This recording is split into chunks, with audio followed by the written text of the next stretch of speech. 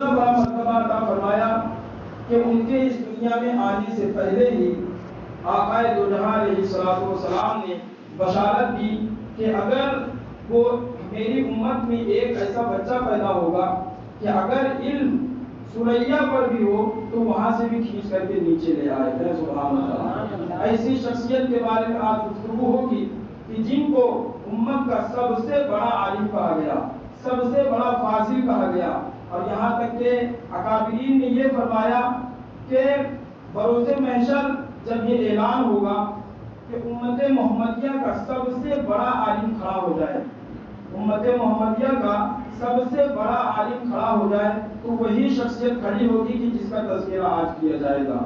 اللہ کے رسول علیہ الصلوۃ والسلام نے اس شخص کے بارے میں پہلے ہی پیشن گوئی فرما دی تھی, اور آج ایسے شخصیت کے بارے میں گفتگو ہوگی کہ جنہوں نے تقریباً 45 سالوں تک عشاء کے وضو سے فجر کی نماز ادا کی ہے. سبحان اللہ. جن سے میری مراد, جن کا نام نامی اسم گرامی حضور نعمان بن ثابت, یعنی جنہیں ہم اپنا امام اعظم ابو حنیفہ کے نام سے جانتے اور پہچانتے ہیں, یہ ایسی شخصیت ہے, ایسی شخصیت کہ جن کے آگے بڑے سے بڑے امام, بڑے سے بڑا عالم فاضل, بڑے سے بڑا جانکار بھی اپنا ذاتِ ادب طے کرتا ہوا نظر آتا ہے. یہ ایسی شخصیت ہے کہ جنہوں نے ان مسئلوں کو بھی یوں حل کر دیا کہ جن مسائل کو بڑے سے بڑا عالم بھی بہت ہی مصیبت کے بعد بھی نہ ادا کر سکا, ایسے مسئلوں کو امام اعظم ابو حنیفہ نے بس یوں چٹکیوں میں حل کر کے دکھا دیا. سبحان اللہ.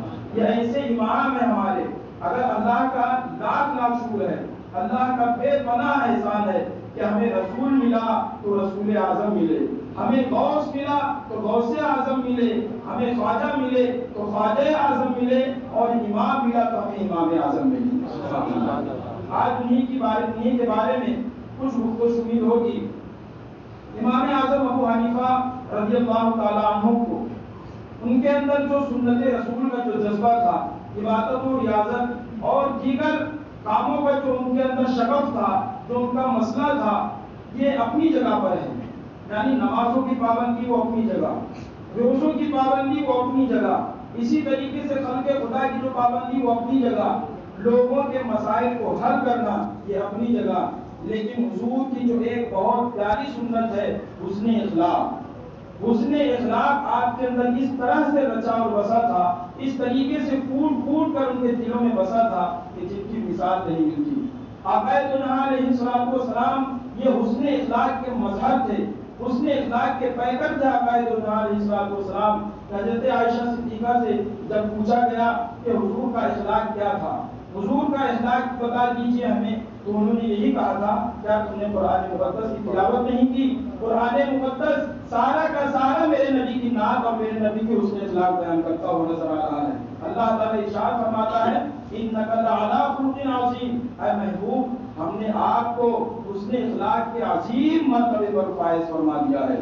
اللہ کے رسول علیہ الصلوۃ والسلام کی اسی ایک سنت یعنی حسن اخلاق, اللہ کے رسول کی ہر سنت پر امام اعظم کا عمل تھا, لیکن یہ جو حسن اخلاق والا جو معاملہ تھا, یعنی لوگوں کے ساتھ کس طریقے سے رہنا چاہیے, لوگوں کے ساتھ کس طریقے سے بھلائی کرنا چاہیے, لوگوں کی دلجوئی کس طریقے سے کرنی چاہیے, وہ امام اعظم نے کس طریقے سے آقا علیہ الصلوۃ والسلام کی اس سنت پر عمل کر کے دکھایا. وہ ہمیں اور آپ کو اس سے سبق حاصل کرنا چاہیے کہ کس طریقے سے انہوں نے یہ مرتبہ حاصل کیا. اور صرف یہی نہیں بلکہ اللہ رب العزت نے قرآن مقدس میں صاف طور پر ارشاد فرمایا کہ اللہ کا قرب اگر حاصل کرنا ہے, اللہ کی دوستی اگر حاصل کرنی ہے تو یہ اتنا آسان نہیں ہے. اس کے لیے سب سے پہلے تمہارے لیے ضروری یہ ہے کہ اگر تمہیں اللہ کا قرب حاصل کرنا ہے, اگر تمہیں محبت حاصل کرنی ہے, تو سب سے پہلے اس کے لیے تمہیں یہ کرنا ہوگا کہ تمہیں اپنے دل سے دنیا کی محبت کو نکالنی ہوگی. اگر تمہارے دل میں اللہ کی محبت کے علاوہ دنیا والوں کی محبت اگر گھر کر گئی ہے, یعنی مثال کے طور پر اگر آپ فجر کی نماز میں نہیں اٹھ رہے ہیں اور فجر کی نماز کے بعد ہی فوراً کچھ ہی دیر کے بعد اگر آپ کی آنکھ اس لیے کھل جا رہی ہے کہ تمہیں بچوں کو اسکول لے کر جانا ہے, اگر تمہاری آنکھ تھوڑی دیر بعد ہی فجر کے بعد اس لیے کھل جا رہی ہے کہ مجھے کارخانہ جانا ہے، اپنے کام پر جانا ہے، تو گویا اس کا مطلب یہ ہوا کہ تمہارے دل میں اللہ کی محبت پر دنیا کی محبت غالب آ گئی ہے، اور اسی کو اللہ تعالیٰ نے فتنہ قرار دیا۔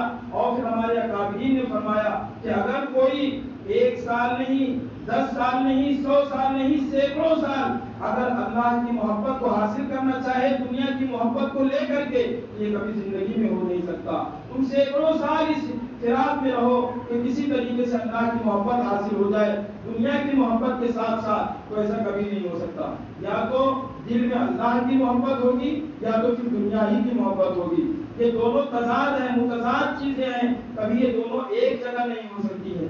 اللہ رب العزت نے اس دنیا پر کبھی بھی ایک بھی رحمت کی نظر نہیں فرمایا۔ وہ دنیا جو اللہ تعالیٰ فرماتا ہے جس کی حیثیت میرے نزدیک مچھر کے پر کے برابر بھی نہیں ہے، ایسی دنیا کو ہم اپنے دلوں میں اس طریقے سے رچا اور بسا لیے ہیں کہ گویا ہم دنیا میں اسی لیے آئے ہی ہیں۔ یعنی اللہ تعالیٰ نے ہمیں پیدا ہی اسی لیے کیا ہے کہ پیدا ہو گئے، جوان ہو گئے، شادی بیاہ ہو گئی، بال بچوں کو پال لیے، پوس لیا، اور اس کے بعد اس دنیا سے ہمیں چلا جانا ہے۔ بس یہی ہمارا ایسا لگتا ہے کہ مقصد بن گیا ہے۔ امام اعظم ابو حنیفہ رضی اللہ تعالیٰ عنہ کی زندگی سے ہمیں سیکھنا ہے۔ امام اعظم ابو حنیفہ رضی اللہ تعالیٰ عنہ کے دل میں اللہ کی محبت اس طریقے سے رچی اور بسی تھی، اس طریقے سے ان کے دل میں رچی اور بسی تھی اللہ کی محبت کہ گویا ہر چیز پر، یعنی اذان ہوئی، نماز کا وقت ہوا تو بڑے سے بڑا مسئلہ ہو، لاکھوں کروڑوں کی آپ اربوں پتی خربوں پتی تھے آپ، لیکن کتنا بھی بڑا مسئلہ آ جائے اگر اذان ہو گئی تو ساری چیزوں کو چھوڑ کر اللہ رب العزت کی بارگاہ میں حاضر ہو جاتے تھے۔ اولاد کی محبت یقیناً بہت اچھی چیز ہے، لیکن اگر اولاد کی محبت اگر اللہ کی محبت پر غالب آ جائے تو اسی کے بارے میں اللہ رب العزت نے فرمایا کہ تمہاری اولاد تمہارے لیے فتنہ ہے۔ اگر بیوی کی محبت اللہ کی محبت پر غالب آ جائے تو اسی پر اللہ تعالیٰ فرماتا ہے وہ بیوی بھی تمہارے لیے فتنہ ہے۔ اسی طریقے سے اگر دنیا والوں کی محبت، مال و دولت کی محبت، کوئی بھی محبت ہو، اگر وہ اللہ کی محبت پر غالب آئی تو سمجھ لو کہ وہ اللہ کی محبت پر جیسے ہی غالب آ گئی فوراً ہی وہ تمہارے لیے نعمت کے بجائے وہ تمہارے لیے حساب کا ذریعہ بن جائے گی۔ اور اللہ رب العزت ہم تمامی کو ایسے امور سے محفوظ فرمائے۔ امام اعظم ابو حنیفہ رضی اللہ تعالیٰ عنہ اس قدر باصلاحیت اور ایسے سخی تھے کہ جب بھی کوئی مسئلہ آتا، جب بھی کوئی ایسی چیز آتی جو دنیا سے تعلق رکھتی ہے اس کو فوراً ترک فرما دیا کرتے تھے، فوراً چھوڑ دیا کرتے تھے۔ اسی لیے اللہ کی محبت ان کے دل میں تھی، اللہ کا خوف ان کے دل میں حاصل تھا، اللہ کی خشیت ان کو حاصل تھی۔ اللہ کے رسول علیہ السلام کی جو ایک پیاری سنت کے بارے میں بتا رہا تھا، حسن اخلاق کے بارے میں، یعنی حسن اخلاق کے کس طریقے سے مذہب تھے امام اعظم ابو حنیفہ، ہم اس بات سے پتہ لگائیں کہ امام اعظم ابو حنیفہ کے پڑوس میں ایک گویہ رہا کرتا تھا۔ گویہ ہوتا تھا جو نہایت ہی خرافات پھیلایا ہوا تھا سارے گاؤں میں، سارے گاؤں والے اس کی اس حرکت سے پریشان تھے، بہت ہی زیادہ وہ لوگوں کو پریشان کیا کرتا تھا۔ ایک مرتبہ ایسا ہوا کہ شراب کے نشے میں اس سے کوئی ایسا کام سرزد ہو گیا، کوئی ایسا معاملہ اس کے ساتھ پیش آ گیا کہ جس کی بنیاد پر تھانے والے اسے اٹھا کر لے کر چلے گئے، یعنی اس کو قید خانے میں ڈال دیا گیا۔ کئی دنوں تک امام اعظم ابو حنیفہ رضی اللہ تعالیٰ اس کو نہ دیکھے تو لوگوں سے پوچھا کہ وہ فلاں گویہ جو ہمارے پڑوس میں رہا کرتا تھا، یہ اس لیے بتا رہا ہوں کہ جس طریقے سے میرے محبوب نے فرمایا کہ تم اپنے آس پڑوس والوں کا بھی خیال رکھا کرو، آس پڑوسیوں کا بھی تمہارے اوپر حق ہے۔ امام اعظم نے کس طریقے سے حسن اخلاق کے ذریعے اس کا مظہر پیش کیا، فرماتے ہیں کہ ہمارے بغل میں جو گویہ رہا کرتا تھا وہ کہاں ہے، بہت دنوں سے نظر نہیں آ رہا، آخر کہاں چلا گیا ہے وہ، کئی دنوں سے میں اس کو دیکھ نہیں رہا ہوں۔ لوگوں نے عرض کیا کہ حضور اس گویے کو شراب پینے کی بنیاد پر اور دیگر خرافات، دیگر غلط کام کرنے کی بنیاد پر اسے تھانے والوں نے قید کر دیا ہے۔ امام اعظم کو جب یہ بات معلوم ہوئی تو فوراً آپ تھانے دار کے پاس تشریف لے گئے۔ جیسے ہی تھانے دار نے امام اعظم کو اپنی بارگاہ میں دیکھا فوراً کھڑا ہو گیا، عزت و تقریم کی بنیاد پر کھڑا ہو گیا، لوگوں کو جگہ دینے کے لیے کہا اور اپنی کرسی پر امام اعظم کو بیٹھایا اور عرض کرتا ہے حضور यहाँ पर आने की आपने जहमत क्यों फरमाई? अगर हुक्म देते बंदा खुद चल कर चला आता आपके पास, आप यहाँ पर क्यों तशरीफ लाए? इमाम आजम ने फरमाया कि मेरा एक पड़ोसी है, वो फला फला बुनियाद पर आपने उसको कैद कर दिया है, मैं जमानत देता हूँ, मैं उसके दीगर जो खुराफात थे उसको छुड़ाने की मैं जमानत देता हूँ, तुम उसे रिहा कर दो। इमाम आजम अबू हनीफा रज़ियल्लाहु ताला अन्हु, जो बहुत ही रईस और बहुत ही अमीर और कबीर आदमी थे, उनकी बात को उस थानेदार ने सुना और फौरन ये हुक्म दिया कि उस शख्स को आज़ाद कर दिया जाए। अब जब उस शख्स को आज़ाद कर दिया गया, इमाम आजम अबू हनीफा उसको अपने साथ लेकर घर की तरफ रवाना हुए तो उससे पूछते हैं कि बाबू तुम्हें कोई तकलीफ तो नहीं हुई, तुम्हें कैद खाने में रह करके कोई मुसीबत तो नहीं आई? उसने कहा हुजूर मुसीबत तो जरूर आई है कि मैं जो खाता और कमाता था, मेरे घर वाले किस तरीके से रहे होंगे, मेरे घर वालों का क्या हाल हुआ होगा, मुझे नहीं पता। इमाम आजम अबू हनीफा अलैहि रिज़वान किस तरीके से उसने इखलाक का मजहर पेश किया, उन्होंने उस गवैये को बजाय उसके घर छोड़ने के अपने घर लेकर गए, अपने घर लेकर गए और अपने बेटे हम्माद से कहा कि बेटा इस शख्स को 10 अशरफियों की थैली दी जाए। इमाम आजम अबू हनीफा के बेटे ने इमाम आजम के हुक्म पर, अपने वालिद गिरामी के हुक्म पर उस शख्स को, उस गवैये को 10 दिनारों की थैली अता की और इमाम आजम ने कहा कि कैद खाने में रहने के दौरान तुमसे जो भी भूल चूक हुई हो, तुम्हारे अंदर जो तुम्हारे घर वालों को जो भी मुसीबत पहुंची हो, जो भी परेशानी पहुंची हो, इस पैसे से, इस दीनार से उसको दूर कर दीजिएगा। इमाम आजम अबू हनीफा अलैहि रिज़वान के इस हुस्न अखलाक को देख करके, इस हुस्न अखलाक के पैकर को देख करके वो अपने सारे गुनाहों से तौबा कर लिया, वो शराब नोशी से तौबा कर लिया, वो ज़िनाकारी से तौबा कर लिया, दीगर जो भी खुराफात थे उसके अंदर, उन तमाम चीजों से तौबा करके इल्म दीन हासिल करने में लग गया, तालिब इल्म बन गया और देखते ही देखते वो अपने वक्त का बहुत बड़ा आलिम बन गया। ये ऐसी शख्सियत इमाम आजम की कि न जाने ऐसे कितने लोगों की उन्होंने दिलजोई फरमाई। और हमारा और आपका हाल, जो हम उनके मानने वाले हैं, हम उनको उनकी तकलीद करने वाले हैं कि इमाम आजम हमारे मुक़ल्लिद हैं, हम उनकी पैरवी करते हैं, नमाज पढ़ते हैं इमाम आजम के बताए हुए तरीके पर, रोजा रखते हैं इमाम आजम के बताए हुए तरीके पर, नमाज और दीगर इबादतों का जो वक्त है वो इमाम आजम के तौर तरीके पर, मीरास का मसला है इमाम आजम के तौर तरीके पर, तलाक का मसला है इमाम आजम के तौर तरीके पर, यानी हर मसले में हम और आप इमाम आजम की तकलीद करते हैं। लेकिन क्या वजह है कि जो उन्होंने हुक्म फरमाया, जो उन्होंने हमें करने के लिए कहा, हम उसकी पैरवी क्यों नहीं करते? हम उस गुनाह से बचने क्यों नहीं बचते जिनको बचने के लिए इमाम आजम ने हमें कहा? यकीनन हमें इससे भी बचने की जरूरत है। बहुत सारे ऐसे अखलाक हैं मुसलमानों कि जो आका दो जहां अलैहिस्सलाम ने करने का हुक्म फरमाया और हम नहीं करते। क्या वजह है कि आज सारी दुनिया हमें शक्कुश बाहर की नजर से देख रही है, सारी दुनिया हमें ऐसी नजर से देख रही है कि वो यही टेररिस्ट है, यही दहशतगर्द है, सारी दुनिया में इसी ने दहशतगर्दी फैलाई है। हालांकि मुसलमानों का ये काम नहीं है।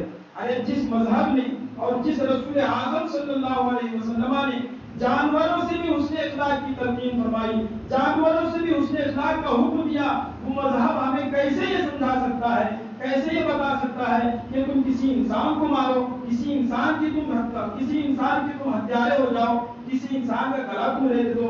जो इस्लाम, जो मजहब जानवर को तकलीफ नहीं पहुंचाता, वो इस्लाम कैसे किसी इंसान को तकलीफ पहुंचा सकता है? लेकिन हम और आप इसका कहीं ना कहीं शिकार है। क्यों? इसलिए कि हमने हुक्म इलाही, हमने कुरान और सुन्नत को अपने दिल से निकाल दिया है। अल्लाह तबारक व तआला ने जिन जिन चीजों का हमें हुक्म दिया हम उससे दूर हैं। मिसाल के तौर पर अल्लाह ताला ने हमें कहा कि तुम नमाज की पाबंदी करो। आज हमें से कितने ऐसे लोग हैं कि जो नमाज की पाबंदी करते हैं, नमाज से बहुत दूर है। अल्लाह ताला ने हमें ज़कात का हुक्म दिया और वातु ज़कात फरमाया कुरान पाक में, बार-बार अल्लाह ताला ने इसका हुक्म दिया।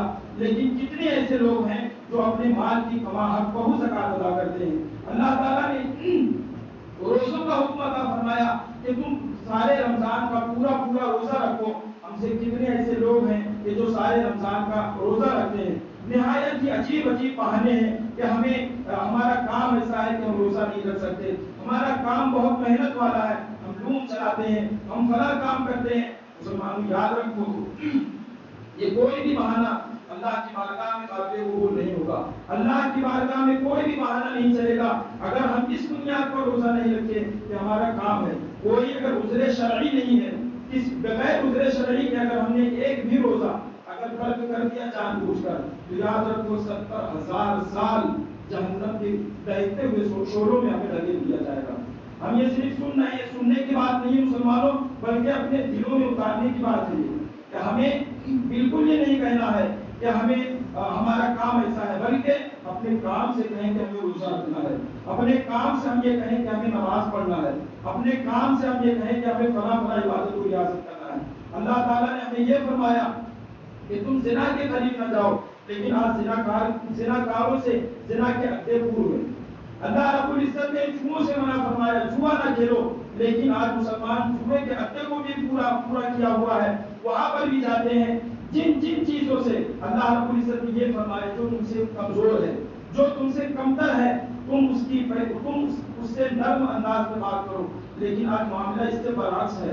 جو بھی مضبوط آدمی ہے وہ اپنے کمزور کی مجبوریوں پر اپنی اقتدار کی کرسی کو جمانا چاہتا ہے، وہ اپنی اقتدار کی کرسی کو وہاں پر بٹھانا چاہتا ہے، سارے لوگوں کی لاشوں پر اپنی اقتدار کی کرسی کو جمانا چاہتا ہے. مسلمانوں، اگر ان چیزوں سے اللہ رب العزت نے ہمیں منع فرمایا اور ہم اسی کی طرف چلے جا رہے ہیں تو بتاؤ ہمارا معاملہ کیا ہوگا. جبکہ اللہ تعالیٰ نے ہمیں یہ فرمایا کہ تم نماز پڑھو، تو ہم نماز پڑھو کیوں نہیں. اللہ تعالیٰ نے ہمیں یہ فرمایا کہ اللہ تعالیٰ نے جس طریقے سے ہمیں یہ بھی فرمایا کہ تم نیک اعمال کرو، جتنے بھی نیک اعمال کرنے کے لیے اللہ تعالیٰ نے فرمایا سب سے دور ہے. لیکن ہم قریب کس چیز سے ہیں؟ جن چیزوں سے اللہ رب العزت نے ہمیں منع فرمایا. جس طریقے سے نماز کا حکم دیا، اسی طریقے سے اللہ تعالیٰ نے یہ بھی فرمایا کہ تم برائیوں کے اڈوں پر نہ جاؤ. برائیوں کے اڈوں پر جاؤ گے تو تمہارا ہی اس میں خسارہ ہے. لیکن جتنی بھی برائیاں، جن چیزوں کا اللہ تعالیٰ نے ہمیں حکم دیا، ہم اس کی حکم عملی کرتے ہیں، اور جس چیز سے منع فرمایا اللہ تعالیٰ نے، ہم تمام چیزوں کو کرتے ہوئے نظر آ رہے ہیں. بتاؤ جب ہمارا یہ حال ہوگا، جب ہم اس طریقے سے اپنی زندگی گزاریں گے، تو اللہ رب العزت فرماتا ہے کہ جب تم میرے حکم کی خلاف ورزی کرو گے، جب تم میرے محبوب کی باتوں کو نہیں مانو گے، تو ہم تم پر ظالم بادشاہ کو مسلط کر دیں گے، ہم تم پر ظالم بادشاہوں کو لگا دیں گے. تو آج جو ہم کہیں مارے جا رہے ہیں، جو آواز کاٹے جا رہے ہیں، جو شک و شبہات کی نظروں سے ہم دیکھے جا رہے ہیں، یہ کوئی اور چیز نہیں بلکہ یہ ہمارے اعمال کا ہی نتیجہ ہے. تو اگر ہم سچی توبہ کرتے ہیں، اگر ہم سچے دل سے صدق دل سے اللہ کی بارگاہ میں توبہ کریں، تو آج بھی ہمیں اپنا کھویا ہوا وقار مل سکتا ہے. آج بھی ہم اپنے کھوئے ہوئے ماضی کو حاصل کر سکتے ہیں. کسی شاعر نے کیا ہی خوب کہا کہ اگر آج بھی ہو براہیم سا ایمان پیدا، آج بھی ہو براہیم سا ایمان پیدا، تو آگ کر سکتی ہے انداز پولیس کا پیدا، آگ کر سکتی ہے انداز پولیس کا پیدا. اللہ رب العزت تمام لوگوں کو کہنے سننے سے زیادہ عمل کی توفیق عطا فرمائے.